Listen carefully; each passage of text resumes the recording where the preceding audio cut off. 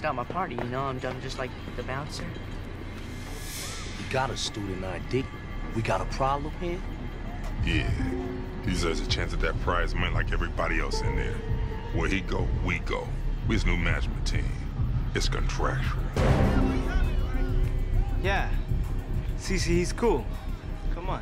Like I said, where he go, we go. They're all my guests. CC, go get your brother. Yeah, hurry up. How is it growing up as a Van Peeble in a house with filmmakers and actors? I mean, I gotta say it's normal because that's all I know, right? But it's fun. It's fun. I look at it as inspiration. So, yeah, my granddad, he's legendary to me, and you know he sets a great example. I just want to put my spin on the name and just, you know, create what I create.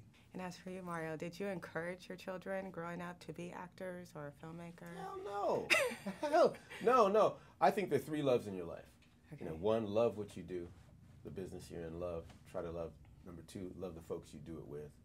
And if you're lucky, number three, that's big, love what you say with it. Mm-hmm. And if you do all three of those, you're rich even if you don't make any money. And with We the Party, you know, I was working with folks I love, for sure, family. My dad's in it, Snoop's kid is in it, P. Diddy's kid is in it, the Wayans kid is in it. You know, a lot of folks that I enjoy working with are in it. Definitely, you know, love being in that business, and I love what we got to say with We the Party. So I think that's it. Now, my grandfather was in the tailor business. Didn't mean that my dad would be a tailor.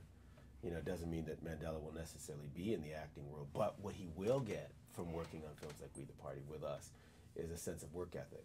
You know, my dad always said to me as a kid, look, a lot of fathers will try to teach you to play ball. My dad can't play ball, but he said, but I can teach you how to own the team, right?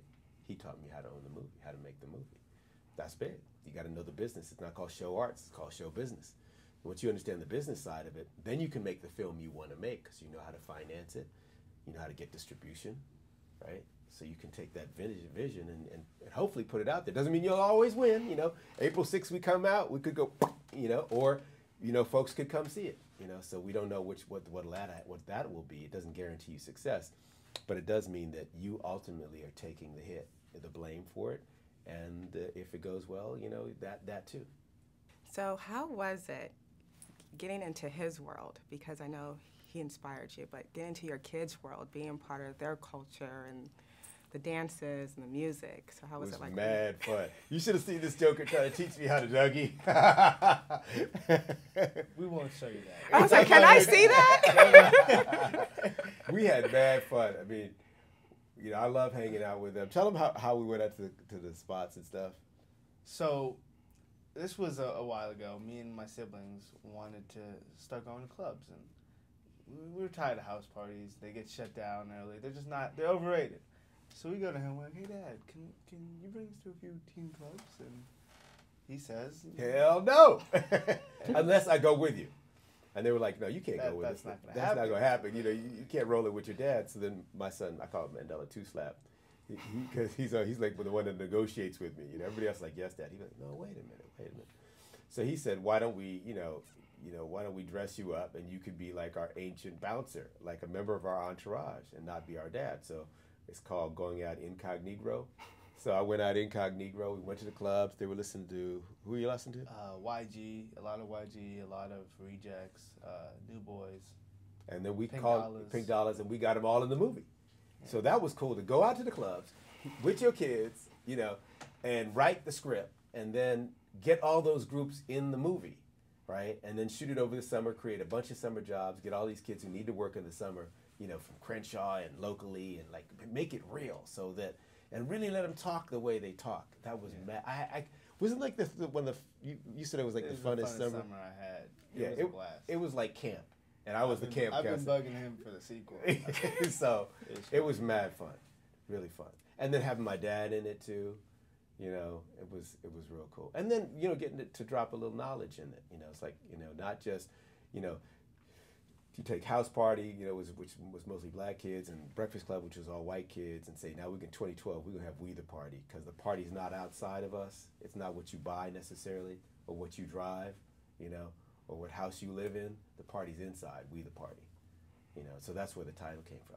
And then the irony of timing, you know, that in our movie, We the Party, one of the brothers that, you know, can get misunderstood happens to be your brother wearing a hoodie. Do you know what I mean? And then his character, tell him what your character does, Mandela. My character actually has to get to know the guy in the hoodie. And it's great that I don't prejudge him because he ends up being a really conscious person. And, you know, you got to see the movie, but he does help me out in some way. It's just a really good message not to judge people without knowing them.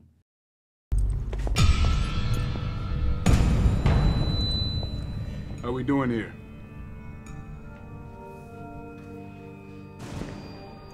Not too good.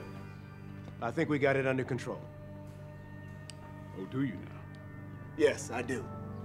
Thank you for your time, officers. Dismissed. Come on, you can get to your next class. Come on, let's go. You know, I bought a speedboat with the money I made in overtime chasing little black boys like this. Little punks who think they've got everybody fooled. Sad but true. I'll see you when you're 18. Not if I can help it. Well, apparently you can't.